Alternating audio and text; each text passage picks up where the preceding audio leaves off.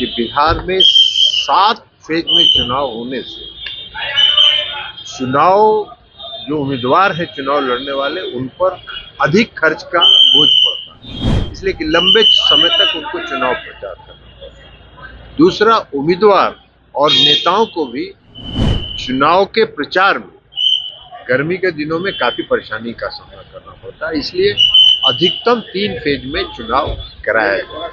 2024 के लोकसभा चुनाव को लेकर भारत निर्वाचन आयोग अपनी तैयारियों में जुट गया है और एक जो विशेष टीम है इस निर्वाचन आयोग की वो बिहार दौरे पर है। 3 दिनों तक ये टीम बिहार में रहेगी और आज जो एक अहम बैठक है वो भारत निर्वाचन आयोग की टीम ने बिहार के मुख्य दलों से की है। बता दें आपको कि राष्ट्रीय जनता दल, भारतीय जनता पार्टी, जनता दल यूनाइटेड समेत जितने भी राजनीतिक दल बिहार में हैं जो सियासी सक्रियता अपनी चुनाव में दिखाते हैं, उन्होंने आज जो मुलाकात की उसमें चुनाव आयोग को अपना सुझाव दिया। बहरहाल बिहार के मुख्य दल में से एक जनता दल यूनाइटेड के नेता और पार्टी के पूर्व राष्ट्रीय अध्यक्ष ललन सिंह भी इस बैठक में शिरकत होने पहुंचे थे और उन्होंने निर्वाचन आयोग के टीम को कई महत्वपूर्ण जो सुझाव है वो दिए हैं। महत्वपूर्ण सुझाव के बीच ललन सिंह ने एक बात को स्पष्ट किया कि हमने जिन मुद्दों पर बात की उसमें सबसे प्रमुख मुद्दा था कि चुनाव के फेज को कम किया जाए। बता दें आपको कि 7 फेज में चुनाव होंगे, इसको लेकर चर्चा चल रही है और पिछले बार जब चुनाव हुए तो तकरीबन एक लंबा फेज चुनाव में देखा गया।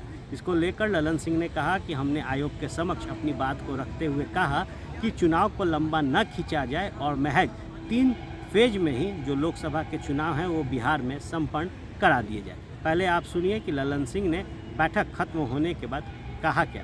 मुख्य तौर पर हम लोगों ने 3 सुझाव दिए हैं चुनाव आयोग को।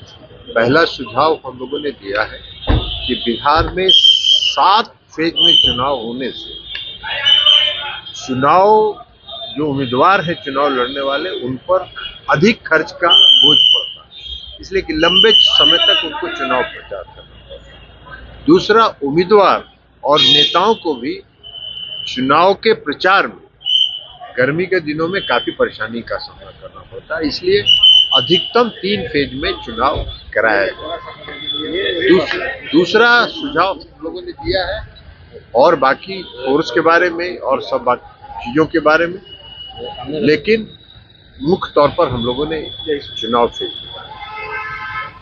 तो निश्चित तौर पर ललन सिंह ने कहा कि हमने कहा कि 3 चरणों में ही बिहार के अंदर लोकसभा के चुनाव खत्म कर दिए जाने चाहिए क्योंकि पार्टियों को बहुत ज़्यादा खर्च उठाना पड़ता है। इसके अतिरिक्त नेता भी थक जाते हैं और जितनी गर्मी चुनाव के दौरान रहेगी ऐसे में हर किसी को परेशानी झेलना होगा। बहरहाल अब जब तमाम राजनीतिक दलों के साथ भारत निर्वाचन आयोग की जो बैठक थी वो खत्म हो गई है तो क्या कुछ फलसफा और क्या जो डिसीजन है वो आयोग लेता है ये देखना भी दिलचस्प होगा। ग्रुप जो सोचता है वो करता है।